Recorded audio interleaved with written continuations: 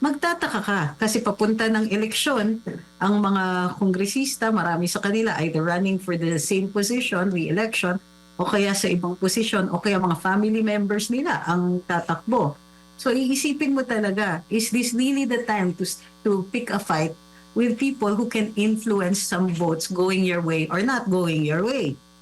As it turns out, yun pala talaga din yung reason, eleksyon at saka yung impeachment.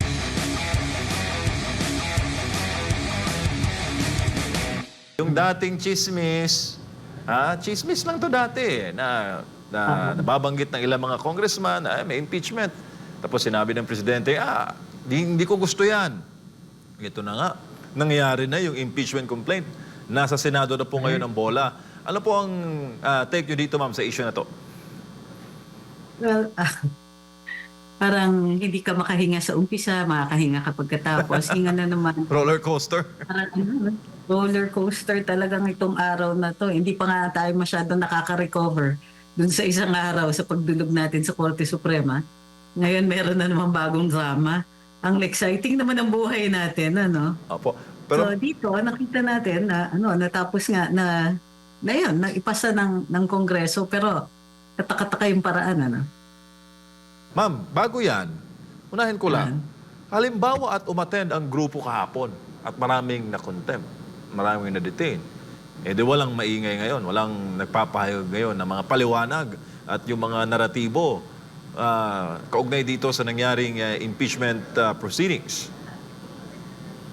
Saka sakali, totoo yun. So nakikita natin, nagkatotoo na nga itong sinasabi natin na yung pagdinig sa House tungkol sa issue ng di umano'y fake news. Hindi kasi nag-umpisa yan sa fake news di ba? Nung una pa lang nirereklamo nila na yung critical stance natin dun sa ilang mga kongresista ay maligning the Quadcom. So, until nagdevelop, nagkaroon nga ng actual na pagdidinig dito sa Kongreso. Magtataka ka kasi papunta ng eleksyon, ang mga kongresista, marami sa kanila either running for the same position, re-election, o kaya sa ibang posisyon, o kaya mga family members nila ang tatakbo. So, iisipin mo talaga, is this really the time to pick a fight with people who can influence some votes going your way or not going your way? As it turns out, yun pala talaga din yung reason, eleksyon at saka yung impeachment. So tama ka, kung sakasakali, ang daming na sideline. Titingnan natin ngayon kung well, ang nakikita natin, ito, most likely, ang puntirya nila. So, meron din palang takot sa social media, ilang mga kongresista. Opo, at napaka-crucial, ma'am, ng social media. Balikan ko lang 2016, ma'am, campaign ni former President Duterte. How big is the power of social media, the independent vloggers, political commentators, at kayo po, ma'am, kagaya ninyo, isang alagad ng batas na nagpapaliwanag po sa mga bagay-bagay na may ugnayan sa politika na may touch ang masa. Well, kung iisipin ninyo, for the longest time, ang pinaka-source ng impormasyon at saka ng current events ay yung balita. So, dati, sa dyaryo lang, ang problema, nag-evolve yung mga nagsusulat dun sa dyaryo, masyado silang nalalayo dun sa ordinaryong mamamayan. Back in the 80s, maaalala mo, ang pinaka-popular na mga writers or mga binabasa sa pahayagan ay yung mga komentarista. Kailangan ng Pilipino o ordinaryo na taong bayan na mayroong nag-a-analyze, mayroong nag-put together, kumbaga, yung iba-ibang mga impormasyon, tapos ginagawan siya ng cohesive na naratiba. So, sikat ang mga commentators doon sa mga pahayagan. Nung nag-evolve ang news reporting, nagkaroon ng news magazine format, naging mas popular ang TV na format. Dahil ginagamit yung vernacular. So in Filipino or in the local languages, natatanggap yung balita. Pero kadalasan, dahil nga naging news magazine format sila, nakikita natin na may halo na siyang komentaryo. Mayroong kiling. Hindi lang masyado tayong aware, pero nakikita natin na from the choice of the stories, pati sa kung anong panig ang ipapakita, kahit na kuha mo yung panig ng dalawa, nakikita mo na mayroong naratiba na umaangat kahit nakukuha yung kahit lahat ng formalities ino-observe dito sa journalism through news magazines. Pagkatapos niyan, eto na nga, umabot tayo dun sa period na nagkaroon ng social media. Ang nag-umpisa ng citizen journalist ay yung traditional media din. So kumukuha sila, paraan nito para makakuha ng ng mga tip, ng mga libreng photographs. Naging malaking issue yan pati yung mga pagbibigay ng initial na mga stories nanggagaling sa citizen journalists na nagtitip off pero wala naman silang nakukuha other than yung credit for tipping the story or providing pictures and so on. Nung nagkaroon ng mas matinding boses sa social media, tingin ko yung pinaka-umpisa nga ng political power ng mga nagko-komento sa social media was in 2016. Before that, although profound yung impluensya ng social media, hindi pa talaga tested sa pagpapanalo ng kandidato. But in 2016, si Rodrigo Duterte, together of course with the strategy na ginamit nila, wala siyang support from congressmen, wala siyang he had to use local officials and so on. Coupled with the strategy of having a very strong social media showing, tapos umangat nga yung tinatawag na parang defenders ni Rodrigo Duterte.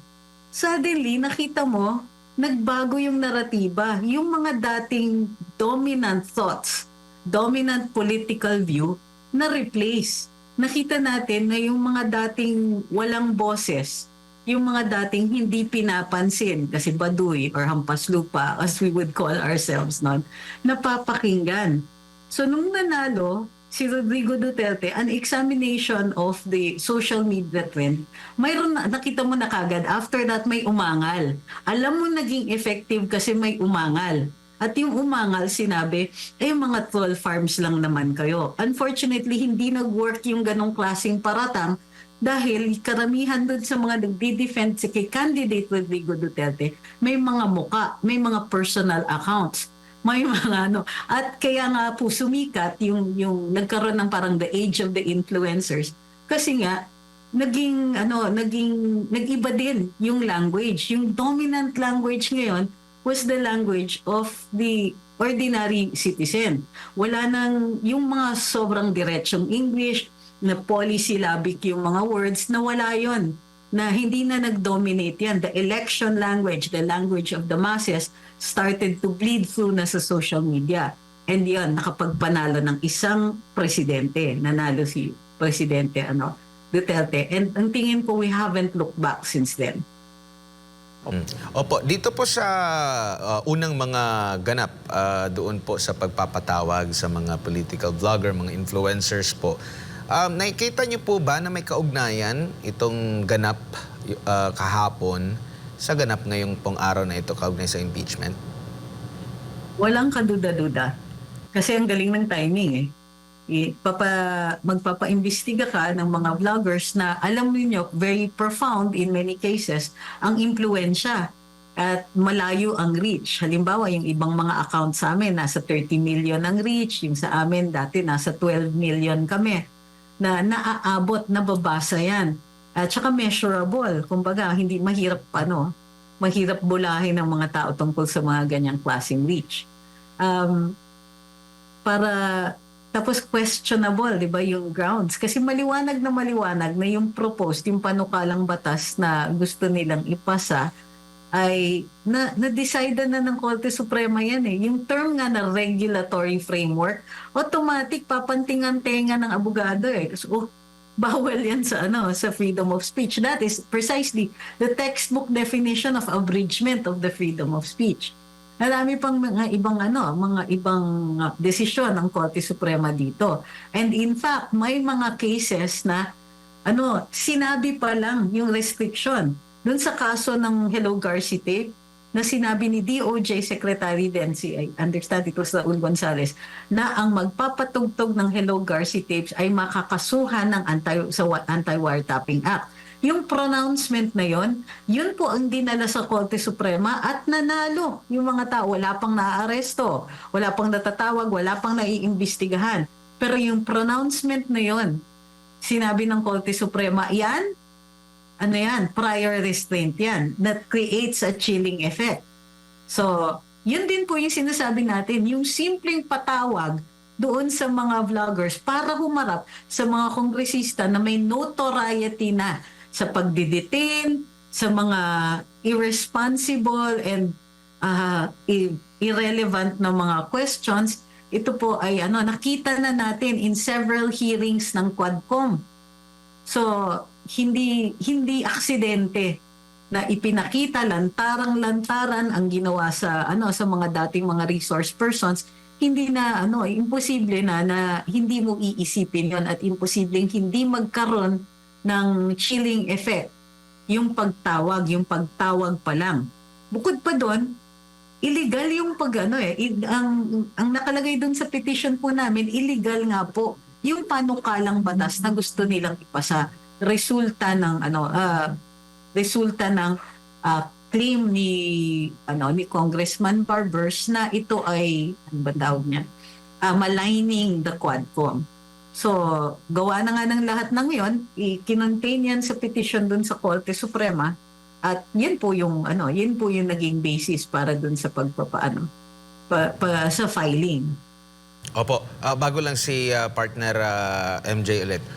Dito po sa pinatawag, pagkaugnay po dito sa fake news, needed pa ba talaga ng mga panukalang batas ukol dito? Kasi meron tayong existing na cyber libel, meron din tayong slander, defamation, and at the same time, yung bawat mga social media platforms, meron din yan silang kanya-kanya mga community standards. Sa Amerika, ipinatigil na yung censorship talaga, no? Paggamit, pang-pressure ng federal government dun sa mga platform na yan para sikilin yung kalayaan, no?